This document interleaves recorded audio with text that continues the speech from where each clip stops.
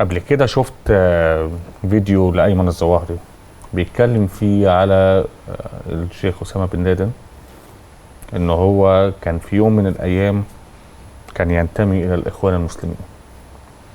ده حقيقي؟ هو انتمى للإخوان على ايد عبد الله عزام. عبد الله عزام.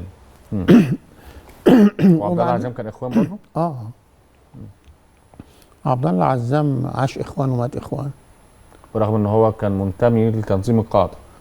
بس هو كان ولاؤه للإخوان يعني، بس هو كان عنده حرية تصرف يعني. وبعدين كان ماسك هيئة الإغاثة، معاه فلوس وكده. إنما أسامة انتمى شوية للإخوان وسابهم. لكن بدايته كانت إخوان. بدأ مع عبد الله عزام إخوان. وبعدين سابهم بقى. وعبد الله عزام كان مصادر التمويل من الإغاثة الإسلامية حسب ما احنا نعرف. حسب ما حضرتك تعرف. اوكي.